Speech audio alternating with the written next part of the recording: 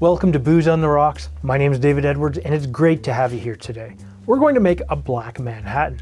Now this was created by Todd Smith in 2005 at the Bourbon and Branch in San Francisco, and it's very much just a basic variation of your classic Manhattan, whereas that you'd use a sweet vermouth. In this case, you need to use an Amaro.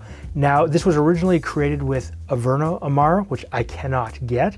However, I can get a little bit of Amaro Montenegro, and this is actually a really good substitute for a lot of Amaros. It's also got the right amount of sweetness for this cocktail. Now, the rye that we're going to use, and we are using a rye whiskey, is a little bit of Rittenhouse bottled and bond. So this is 100 proof or 50% ABV. And you need a couple of bitters. The first is a little bit of Angostura bitters. It's the classic, you'll find it in the regular. But the next ingredient is also an orange bitters, and I'm using a little bit of Reagan's here, and that'll just give you a little bit more depth of flavor. Now this is a stirred cocktail, so grab your stirring vessel, and we're going to start with our rye. And we're going to use a total of 2 ounces or 60 mils. Your next ingredient is your Amaro of choice, and there goes the lid. Let me know down below, what would you substitute in for your Amaro? What'll give you that little bit of sweetness that you need, or the type of spices or those bitter flavors that you like? And I'm curious to see if you do something totally different, like a Cynar or something like that. Now what we are going to do is use a total of 1 ounce or 30 mils.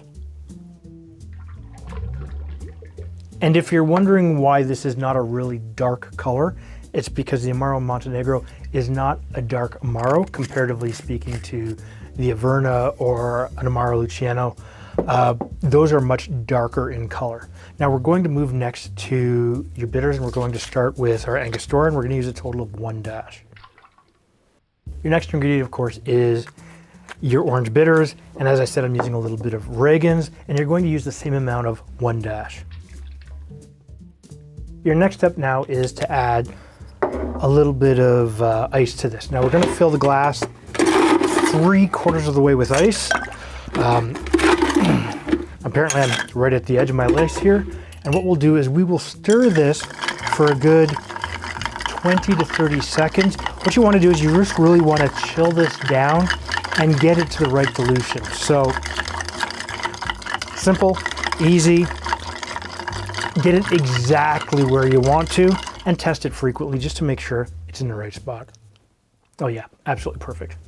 So what we're going to do now is we're just going to grab a nice tall coupe. This is a 6 ounce coupe, it's 180 mils. You're going to use your julep strainer, and we'll just strain it in.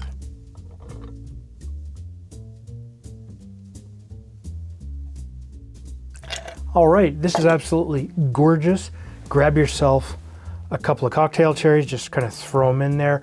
Let me know what your favorite style of maraschino cherry or cocktail cherry is. And this is a Black Manhattan that's not too dark in color. Absolutely gorgeous to look at. I'd call that an 8 out of 10.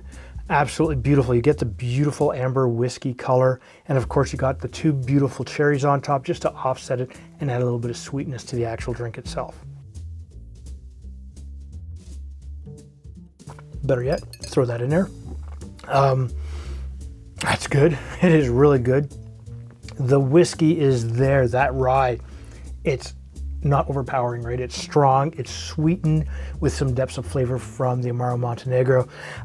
Really good, of course, the little drips of syrup just add that hint of sweetness. Absolutely fantastic. This is easily 8.5, 8.7, I think. That's where this cocktail sits for looks for me. Just comment down below, tell me, do you prefer darker? Well, anyways, too many call outs. If you like cocktails like this, take a look after the recipe card right over here.